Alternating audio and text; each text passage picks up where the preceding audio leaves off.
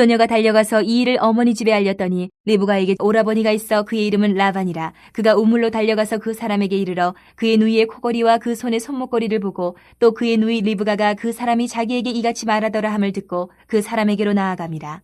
그때 그가 우물가 낙타 곁에 서 있더라. 라반이 이르되 여호와께 복을 받은 자여 들어오소서. 어찌 밖에 서 있나이까. 내가 방과 낙타와 처소를 준비하였나이다. 그 사람이 그 집으로 들어가매 라반이 낙타의 짐을 부리고 집과 사료를 낙타에게 주고 그 사람의 발과 그의 동행자들의 발 씻을 물을 주고 그 앞에 음식을 베푸니 그 사람이 이르되 내가 내 일을 진술하기 전에는 먹지 아니하겠나이다. 라반이 이르되 말하소서. 내가 마음속으로 말하기를 마치기도 전에 리브가가 물동이를 어깨에 메고 나와서 우물로 내려와 깃기로 내가 그에게 이르기를 청하건대 내게 마시게 하라 한즉 그가 급히 물동이를 어깨에서 내리며 이르되 마시라. 내가 당신의 낙타에게도 마시게 하리라 하기로 내가 마시매 그가 또 낙타에게도 마시게 한지라. 내가 그에게 묻기를 내가 네 딸이냐 한즉 이르되 밀가가 나홀에게서 낳은 부두엘의 딸이라 하기로 내가 코걸이를 그 코에 꿰고 손목걸이를 그 손에 끼우고 내 주인 아브라함의 하나님 여호와께서 나를 바른 길로 인도하사 나의 주인의 동생의 딸을 그의 아들을 위하여 택하게 하셨으므로 내가 머리를 숙여 그에게 경배하고 찬송하였나이다.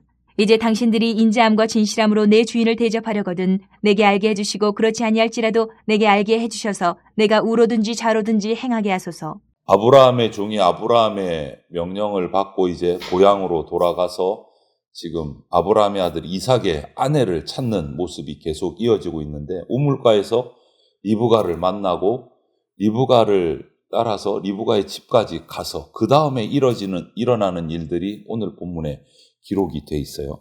그런데 이것이 단순히 이삭 한 사람의 혼인을 위한 이야기만으로 끝나지 않는다는 거예요.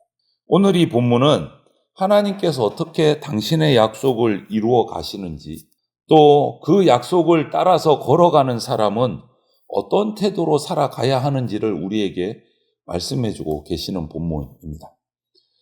본문에 보면 등장인물이 있어요. 리브가가 나옵니다. 그리고 라반이 나오고 아브라함의 종이 등장을 합니다. 그 중에서 특별히 아브라함의 종을 유심히 우리가 잘 살펴야 됩니다. 그가 하는 말과 행동에서 우리는 하나님이 어떤 분이신지 또 하나님을 믿는 사람이 어떻게 살아가야 되는지를 발견할 수가 있어요. 먼저 하나님의 사람은 세상 방식이 아니라 믿음의 방식으로 살아가야 된다는 거예요. 리브가가 집으로 달려가서 자기가 그 아브라함의 종으로부터 들은 말과 받은 것들을 오라버니 라반에게 알려줍니다. 그러니까 이 라반이 그 소식을 듣고 우물가에 기다리고 있는 아브라함의 종에게로 달려가요. 그런데 중요한 것은 30절 시작 부분을 잘 보십시오. 라반이 리브가의 코걸이와 손목고리를 보고 달려갔어요. 제일 먼저 본 게 뭐냐? 리브가의 코걸이와 손목걸이, 그 귀중품을 보고 달려간 거예요. 이것은 라반이 아브라함의 종을 환대하는 데 있어서 완전히 순수하지는 않았구나라는 것을 보게 돼요. 이게 사실 세상 방식이죠. 사람을 볼 때 그 사람의 내면을 보기보다 우리 지금 살아가는 세상도 동일한 것 같아요.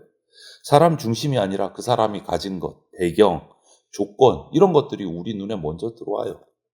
그래서 나에게 유익이 되면 좀 가까이 가고 유익이 없으면 그냥 지나가고 이것이 우리가 살아가는 모습들이에요. 그런데 하나님의 사람은 그렇게 살면 안 된다라는 것을 우리에게 말씀해 주십니다. 하나님이 우리를 대하실 때 조건을 보지 않으셨어요. 조건을 봤으면 우리는 다 나가 떨어져서 지옥에 떨어져야 될 조건. 근데 그 조건을 보지 않으셨다는 거예요, 하나님은. 우리가 괜찮은 사람이어서 택하신 게 아니라 은혜로 우리를 불러주시고 은혜로. 그렇기 때문에 하나님께 부름받아서 구원받은 우리는 똑같이 행해야 돼요. 사람을 대할 때 세상 계산으로 대해서는 안 된다라는 거예요. 믿음의 방식, 교회 안에서도 그렇고 가정에서도 그렇고 우리 밖에서 생활하는 일터나 여러 사람과의 관계에서도 그렇습니다. 나에게 도움이 되는 사람에게만 친절하고 그렇지 않은 사람에게 무관심하다면 우리는 세상과 다를 게 하나도 없어요. 구별이 안 돼요. 말씀드렸죠. 거룩함이라는 것은 내가 세상과 구별되는 걸 거룩함이라고 말해요. 그런데 구별이 안 돼요. 그렇게 살아가면. 거룩하지 못한 거예요. 하나님 우리에게 내가 너를 은혜로 대했으니까 너도 이제 은혜로 사람들을 대하라. 이렇게 말씀해 주시는 거예요. 그러면 저와 여러분은 사람을 볼 때 무엇을 먼저 봅니까? 그 사람의 형편입니까? 나에게 유익이 되는가 안 되는가? 그겁니까? 아니면 저 영혼도 하나님이 사랑하는 한 영혼이다 라고 보십니까? 오늘 우리는 세상 방식이 아니라 믿음의 방식으로 살아가야 됩니다. 두 번째는 하나님의 사람은 사명보다 평안을 앞세우지 않습니다. 오늘 라반이 우물토로 달려가서 이제 아브라함의 종을 데리고 영접해서 집으로 데리고 왔어요. 그리고 음식을 차려 놓습니다. 아브라함의 종은 여기서 아주 우리에게 확 뜨이는 인상적인 말을 한마디 합니다. 33절에 내가 내 일을 진술하기 전에는 먹지 아니하겠나이다. 이렇게 얘기를 해요. 한번 생각을 해보세요. 가나안 땅에서 지금 갈대아우르까지 정말 먼 길을 왔습니다. 먼 길을 왔어요. 정말 먼 길을 왔어요. 얼마나 피곤했겠습니까? 말할 것도 없죠. 그런데 이 아브라함의 종은 자기의 육신의 피곤함보다 먼저 자기가 가지고 온 사명을 먼저 생각합니다. 먹고 나서 얘기해도 될 텐데, 좀 회포를 풀고 나서 얘기해도 될 텐데, 진술하기 전에는 먹지 않겠습니다. 사명이 먼저인 거예요. 이것이 그리스도인 된 하나님께 부르심 받은 우리에게 정말 큰 도전이 되는 말인 것 같아요. 우리는 조금만 피곤해도 하나님이 주신 사명, 부르심을 일단 뒤로, 해야 할 기도도 일단 뒤로, 해야 할 순종도 잠깐만 있다가, 전해야 될 말도 아니 내가 좀 바쁘니까 이거 끝나고 나서. 이게 우리의 모습인 것 같아요. 그런데 믿음의 사람은 자신의 편안함보다 하나님이 내게 부르셔서 맡기신 일을 먼저 생각합니다. 더 놀라운 것은 그리고 나서 이제 이야기를 해요. 종이 이야기를 합니다. 자기의 받은 일들을 쫙 이야기를 하는데 그 이야기를 곰곰이 읽어보면 자기 생각, 인간적인 설득, 리브가를 데리고 가기 위해서 자기의 생각이나 어떤 인간적인 설득, 이것을 한마디로 말한 적이 없어요. 우리가 함께 길어서 나눠 읽지는 않았지만 그 중간 부분의 내용을 쭉 묵상을 하면 이 아브라함의 종은 처음부터 끝까지 하나님이 하신 일을 계속 얘기합니다. 집에서 출발해서부터 여기까지 와서 리브가를 만나고 이 집에 들어오기까지의 모든 과정이 하나님이 하신 일이라고 증언을 해요. 어떤 말이 주로 등장하냐면 여호와께서 내 주인에게 크게 복을 주셨습니다. 여호와께서 사자를 보내셨습니다. 여호와께서 내 길을 형통하게 하셨습니다. 계속 이 말이에요. 내가 이 말이 없어요. 여호와께서 자신을 드러내지 않고 계속 하나님이 하신 일들을 드러냅니다. 출발부터 지금까지 오기까지의 모든 여정, 리브가를 만나기까지의 모든 여정에서 하나님이 이렇게 하셨습니다. 이 얘기를 해요. 성도 여러분, 사명을 감당하는 그리스도인의 입술에는요, 원망보다 간증이 많습니다.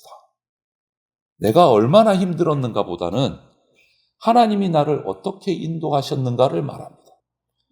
오늘 우리도 마찬가지가 되어야 돼요.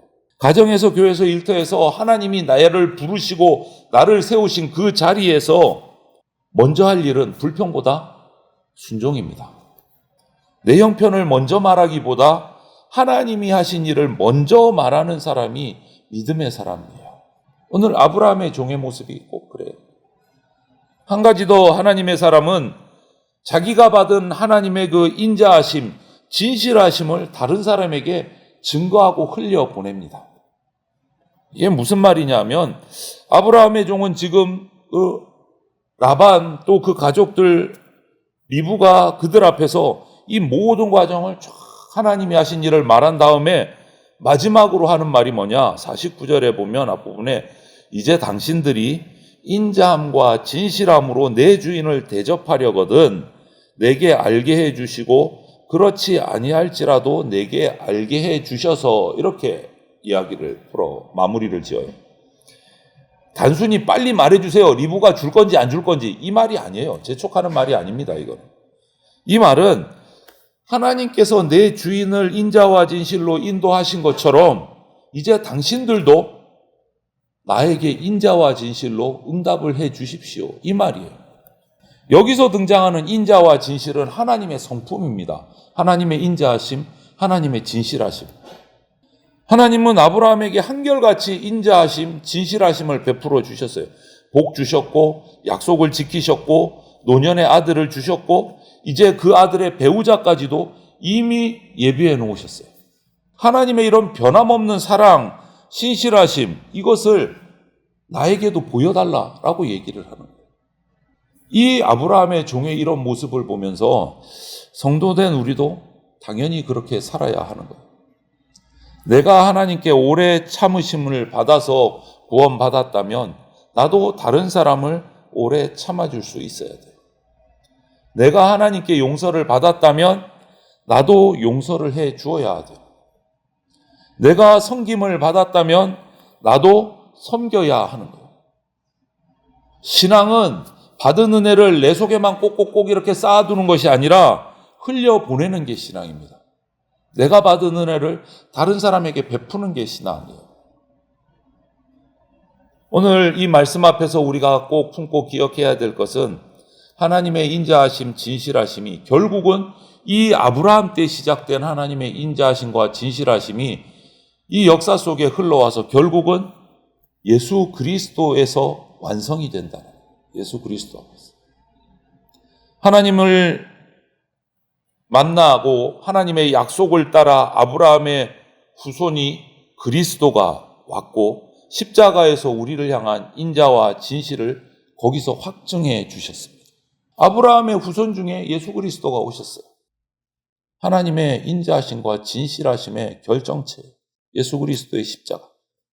그러므로 우리는 이 말씀 십자가의 시작이라고 말할 수 있어요. 이 아브라함의 신앙, 그 종의 모습도 마찬가지. 이제 더 이상 우리는 세상 방식으로 살 사람이 아니라 십자가의 은혜를 받은 사람답게 살아야 합니다. 하나님이 사랑하시는 성도 여러분, 하나님은 지금도 똑같습니다. 아브라함의 종 앞서서 사자를 보내셔 그 길을 리브가를 예비하신 그 하나님이 지금도 똑같이 여호와의 사자를 우리 앞서 보내셔서 당신의 백성의 길을 인도하고 계십니다. 그러므로 우리는 세상 방식이 아니라 믿음의 방식으로 이 세상 속에서 살아가야 합니다. 편안하지 않습니다. 그렇게 살아가려면. 편안함보다는 사명을 앞서야 되기 때문에. 희생이 필요하고 섬김이 필요합니다. 하지만 우리는 하나님께 내가 먼저 받은 그 인자와 진실하심을 아직도 하나님을 만나지 못한 자들에게 흘려보내야 됩니다. 그것이 우리의 사명이에요. 하나님께서 아브라함의 종을 바른 길로 인도하시고 예비하셔서 인도하신 것처럼 오늘 우리 길도 반드시, 내 길도 반드시 하나님께서 바른 길로 인도하실 줄 믿고 이 하루도 주님과 동행하는 삶을 살아가시는 저와 여러분들이 다 되시기를 주님의 이름으로 축원을 드립니다. 아멘.